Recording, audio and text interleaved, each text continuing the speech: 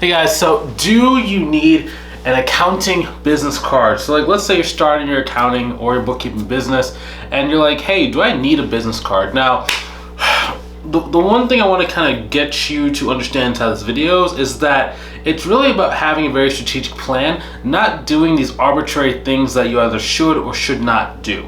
Because in one situation, something that you could do could be very good, versus in another situation, it might not really make sense. So we have to make sure that you understand and you're doing things for a reason. Because in a lot of cases, like for me, like when I started my business back in 2015, it took me some time to get to 6 figures, right? And a lot of the things that caused me the most grief were all the shoulds. So you should go to bed at this time. You should be working 60 hours a week. You should be able to have unlimited energy. You should be able to go to networking events. You should be a master of online marketing. You should. All these shoulds are things that cause me to have tremendous stress and really caused me to be distracted from what was really important, which was expanding my sphere of influence to go and get larger scale clients that could afford to pay me a minimum of $5,000 per year, whether that's for my tax planning services, whether it's for like bookkeeping services or CFO services, didn't really matter. I needed a minimum of $5,000 per person. So it really, if you need a business card, it's gonna really depend on like, first, where are you advertising? So are you doing it in person? Now, if you're doing this thing in person, even if you have a business card, I recommend that you have every single person take out their phone and follow you on LinkedIn, where you can utilize more of your prospecting skill set to go and get them to want to do a call with you, order for leads to you, right? Because it's much more effective if you can have them to be in motion. Oftentimes the business card, it's not the business card is bad, it's stored energy. It's not really energy in motion. So it's okay if you take their business card and then they maybe follow you on LinkedIn, then it's good, especially if they're directly gonna be your client. If I'm talking to a business owner that, let's say it's like a restaurant business owner, okay? I wanna make sure that we're connected on LinkedIn and I have their contact information so I can go out to them. I can optionally give them my business card, but I want to make sure I have their information. Now, if it's like a referral partner, okay, it's good if you give them like some business cards, because then they can hand it out to potential referrals. But at the very least, you want to be able to have their contact information so that you can always go back to it. Now, one challenge I see when it comes to like in-person networking is that it can be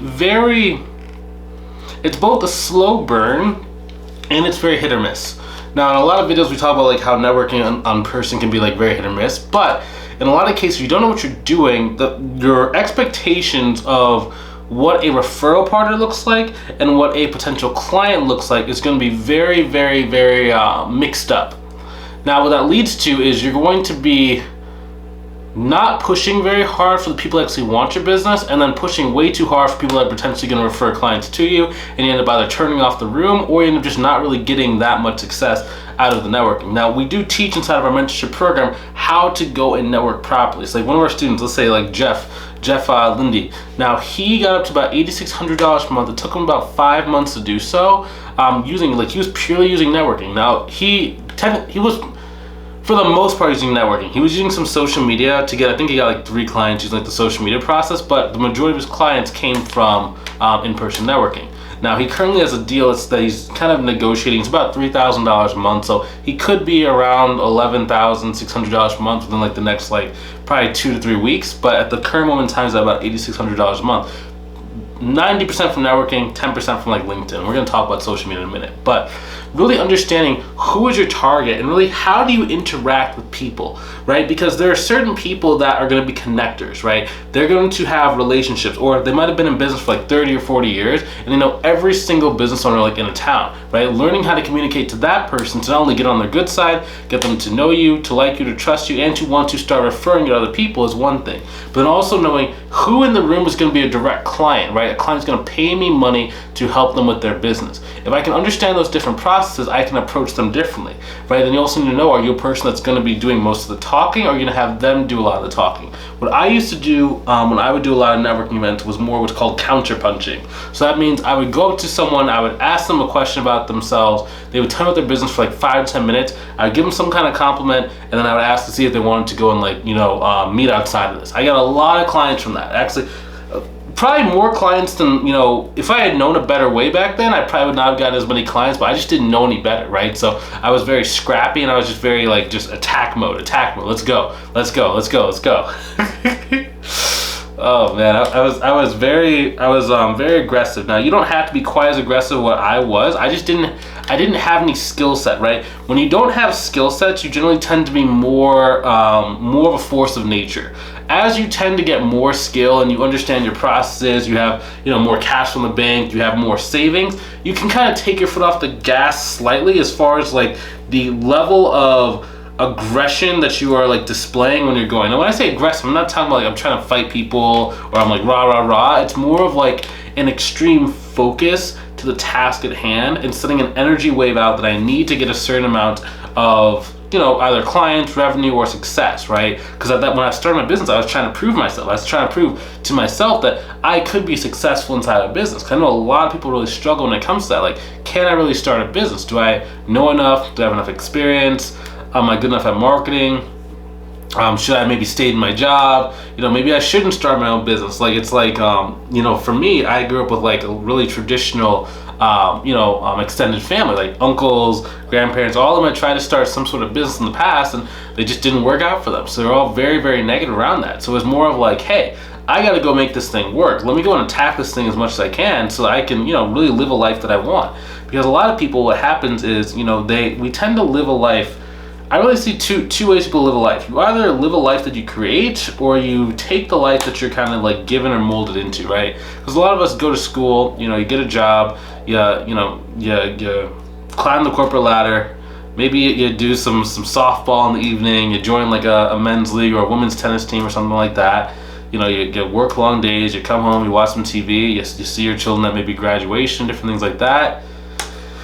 Then you retire, and then hopefully you have enough money in the bank to go and like travel. But a lot of people will have money in the bank, but they're too scared to spend it because they don't know how long they need the money to last, right? Because maybe they're in retirement, they merely have like $1 million, $2 million, $3 million in the bank, right? So it's like that was not really the life that I wanted to run for myself. So I wanted to be able to grow this thing and like get it to move, right? So it technically took me about 16 months to get to like 17 grand a month in sales for like CFO, bookkeeping, and accounting services, but it shouldn't take me that long, right? The next thing, it really comes into like online style. So I'm most proficient in online style because even though I did get a lot of like clients from like networking, the clients tend to be a lot smaller, like $350 a month, $400, $500 a month. And it wasn't until I started learning about really utilizing like LinkedIn and like you can use Facebook. I don't like using Facebook quite as much. Unless I'm selling tax plans. If I'm selling tax planning, okay, Facebook groups, Facebook is a pretty solid way to get clients because you can just get leads on the phone a lot faster. Versus if you're selling like more like monthly accounting service or CFO services where it's more based on a minimum revenue size the company's doing, then LinkedIn's a little bit better because you have more research into like into the company itself. 90% of your results when it comes to an online kind of like space is going to be about who are you actually talking to. If you talk to someone that's just getting started, you're trying to sell them like $1,000 a month bookkeeping, you're never going to have success with that, right? They probably are only making 10 grand in their first year in business, maybe 20 grand in their first year. They can't afford to pay $12,000 out of 20K that they made. They just can't afford it. But if you're speaking to someone that's making $1 million a year, $2 million, $3 million, $4 million per year, they can afford to pay you 20 grand a year, 30 grand a year, 40 grand a year, even 50 grand a year, depending on like the size company that you're talking to and like the right thing. And it's gonna be 20 times easier, right? So like I never really get asked for a business card. The only time I get asked for a business card is like maybe someone like in the local area and like they don't necessarily respect my skill set. Versus online, almost everyone will respect your skill set if you know how to present your value and really structure both your LinkedIn profile, your online presence, and even like the literature that you send to someone before they book a call. So, for example, one of our students, his name is Rick. He has an accounting firm. His actual background was engineering, so he wasn't even like accounting or CPA or anything by trade. He just wanted to do like monthly accounting, monthly bookkeeping services, right? So he got certified as a bookkeeper and he started like learning more like accounting.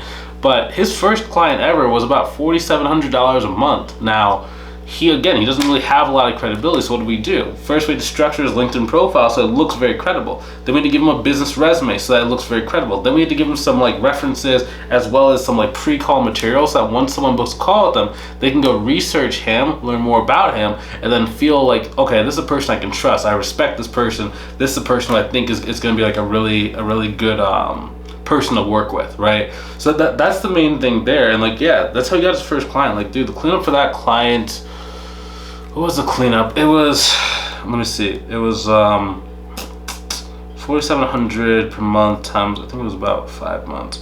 It was about 15-20K that he got from the cleanup before he even started the monthly work. And the reason why he even got a client that was that big to start was because like the person owned 36 parking lots in New York City, and his old person who was doing his accounting died during COVID. So it's like their opportunity kind of expounded and just kind of opened up, right? But being able to be in that right spot with the right experience of like, the way that we present our experience is very critical and very key. But he was speaking to someone that was doing a very, very, very large amount of money. I think it was like $7 million to $11 million per year the person was doing revenue from those 36 different parking lots in New York.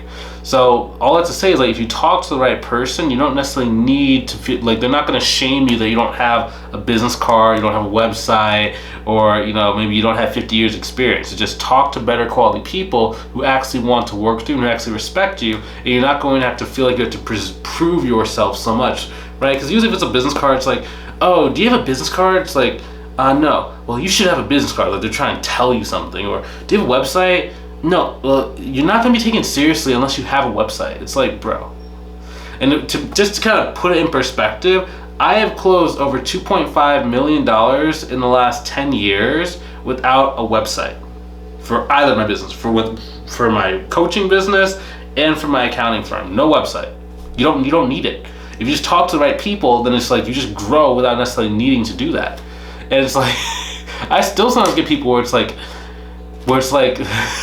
it's always some like random like noob or like someone who's like maybe like we'll say like 40 or 50 years old. They're just starting the business, but they feel like they have all the answers. It's always someone who's like trying to like teach you how to do business who doesn't actually do business. Because if they actually did business, they know that most business owners don't care about it. Like, I've never been asked like, where did I go to college? I've never been asked, actually that's not true. I got asked where did I go to college and what my degree was, I think like a couple of weeks ago by this one like girl, but she was trying out for our mentorship program and she was still in college. So she was still kind of thinking in that line, but like, I had never really been asked that really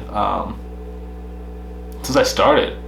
No one asked like what your degree is, no one asked about like, you know, how long you've been in the game. It's more of like, if you understand to communicate properly and then you can communicate the value of what you're bringing, your experience shines through and people respect your skill set, so they're more willing to work with you. Your job just becomes, in the online space, identifying who's a good person, understanding what is the message script you need to say to get them to book a consultation call with you. Then when on the consultation call, have a really good sales script and sales flow to communicate the value of what you're offering so that they're willing to pay you a higher price point than what they would pay someone else, right? And like, if you don't know how to do that, like that's all we do in our mentorship program. We teach you how to price out your services, whether you're doing tax planning, bookkeeping, CFO services, monthly accounting services, tax prep, whether you're doing individuals or business, even tax resolution service as well. We kind of do our tax resolution in like 3 parts, but yeah, just making sure that you know exactly what you need to do. So number 1 is the pricing. Number 2 is gonna be the marketing. So who do you go after? What does a good client look like? What should you say to that client to get them on the phone?